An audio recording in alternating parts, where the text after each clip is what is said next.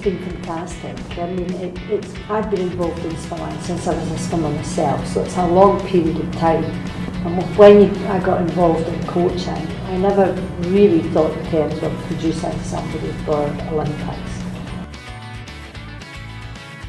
He's a very focused person, he's a very quiet person. There's not really any chit-chat as such, during the sessions. He just always really wants to know what the set is and to get on with it. And a lot of other coaches find that quite awkward and difficult when they deal with him at first. But it's just the way he is.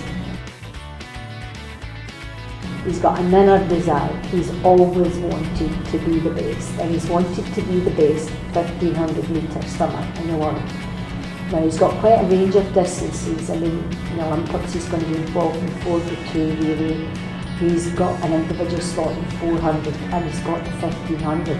But that's a big range, and it makes the training very difficult because you've got an endurance at one end and you've got more speed down the other end.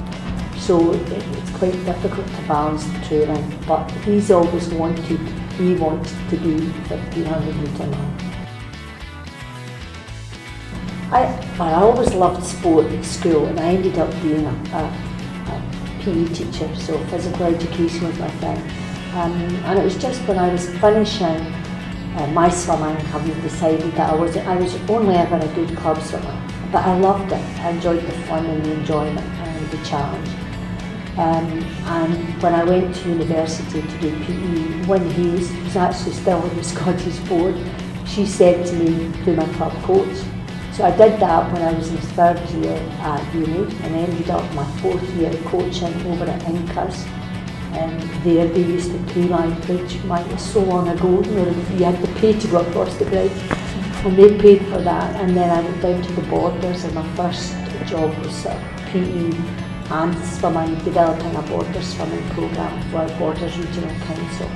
And I was just there, all that time, but it's always just been part of my life. I just enjoyed, trying to make people as good as they could be, and it just sort of became something that's been there throughout my life. I think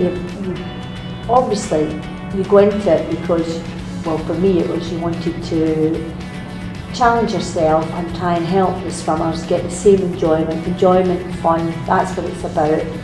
And if you do the technical things right, I try to make the swimmers understand what they're doing and why, because that's something that when I was swimming, after I did my coaches, I used to think, if I had known that when I was a swimmer, rather than just being given the set to swim, then I would have bought into it a bit more. So I try to feel that I'm educated, but at the same time I get fun and enjoyment.